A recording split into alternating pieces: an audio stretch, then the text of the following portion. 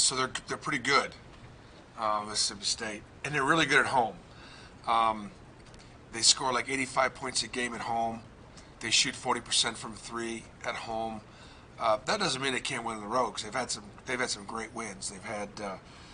Um, they've got the sixth most quadrant 1 and 2 wins in the country right now. You remember a year ago they were really competitive in the SEC. Finished in the top 7 in the league, but didn't get to the tournament because they didn't play as strong a non-conference schedule.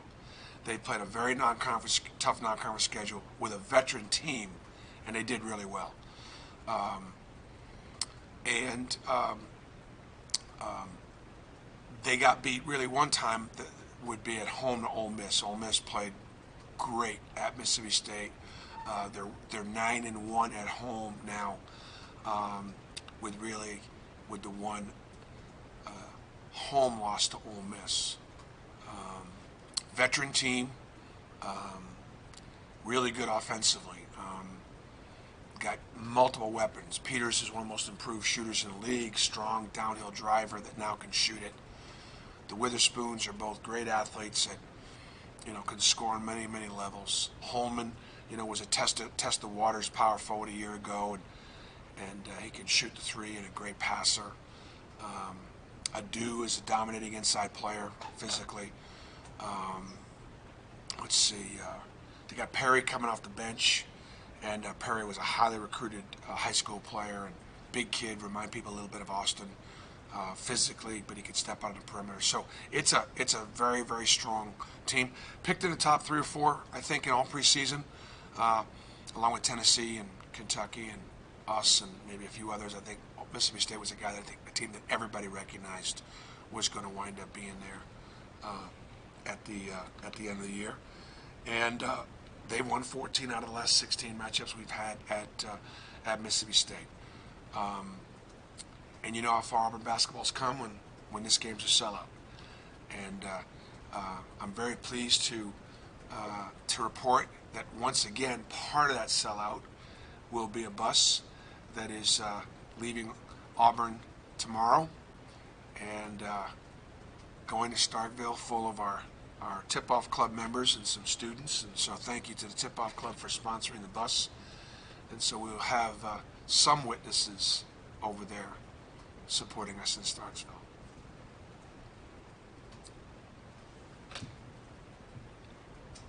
Update on the Austin Wiley, any improvement there?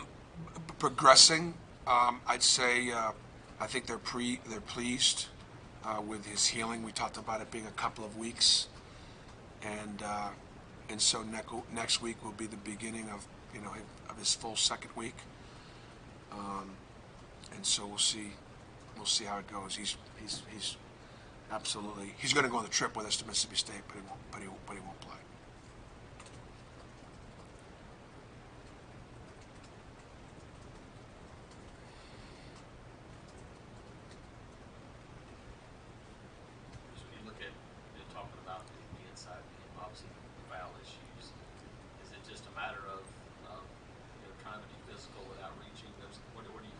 Well, I think it's a function of the way we're built. My old friend and football coach at Iowa, Hayden Fry, used to talk about scratch where it itches, and basically, I think what he meant by that is we got to do what we do, based on our personnel and based on what we're good at. So, if you've got really long players at every position, you can switch a lot of things. You can play. The closer you play to the basket, it's not a problem because you got so much length. You can sit behind the post a little bit, and if the ball goes in, you're close to doubling it down. You got guys to come from behind and block shots. That's just not how we're built. Our guards are smaller and not longer. Therefore, defensively, what you've got to try to do is force the opponent to handle the ball a little farther out onto the perimeter than they're comfortable, and try to protect the post that way. The problem is when the game is called and as you try to extend, you put pressure on the basketball, it's really easy to see contact because it's out there 25 feet from the basket. It's one guy and another guy, and you get the 10-1 focus of hand checking and things like that, which is the rules, part of the rules. But then as you get closer to the basket, whether it be post coverage, post defensive coverage, or protecting, the ball, the airborne shooters or things like that, verticality, there's a lot more contact that goes on inside. I'm more concerned with the contact on the perimeter than I am more what's being called, on the inside. But we have fouled out our centers the last 2 games. I mean, Horace and Anthony, I think, have got 20 fouls in 2 games. Last game that you guys went on, after they fouled out, you guys went on a 12-0 run. Was there something in that lineup that made you try to do it again without 2 seconds? It was a good lineup. I think offensively too. I played Shum at the 5 and played D'Angelo at the 4.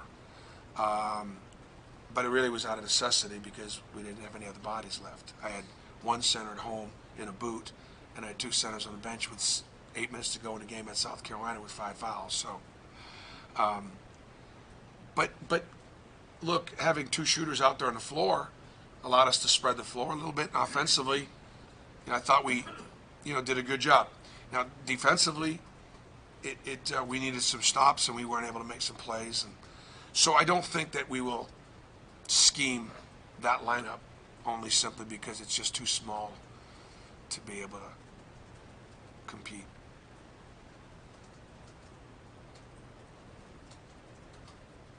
You said after the quote Cody sent out from the game on Tuesday, you said you obviously fighting good adversity, you've lost 2 straight. You have to remind the team that you've lost 2 straight, but it's by 5 points to 2 teams that are 10-2 in the league. Yeah. No, and I do think you guys have been. I can't get around to reading everything, and I try not to. I think my gist of things is you guys have been fair about that. We're losing to good teams, and we have a chance. Now, for me, I'll also share something with you because I've said it to the team a couple times, and I just believe it to be true. I'm a big Patriots fan. I grew up in New England. I knew them when they were the Boston Patriots. I knew them when they were no good. Most people hate the Patriots because they've won for so long. I'm old enough to have known them when it was 20 years of losing. So we were happy after the Patriots won. But I had a bit of a different take, and that was how much better Coach Belichick is than me. Now, he's better than anybody else, too, but still. Because his teams never beat themselves. They hardly ever beat themselves. And, they had to make so many plays to come back and win that game against Kansas City. But they do. And they seem to do it all the time. So my job is, and we made some winning plays, but we made enough plays to lose, either with a forced shot, or a bad rotation, or a missed rebound, that if we were better coached, we maybe come out on the other side of a game or 2 of those. So, while you're right, and I do, and I think the other thing too that I'll compliment you guys on is that the fans will be surprised because they're fans. They've read a lot about what a good team we have. But the media in this league knows there are 14 pretty good teams. If Vanderbilt right now is near the bottom and they have a 6-point lead with 1:34 to go and potentially had the rebound against the number 1 team in the country, it is going to be, so therefore, the importance of keeping your locker room, the importance of getting on to the next one as fast as you can, the importance of understanding matchups.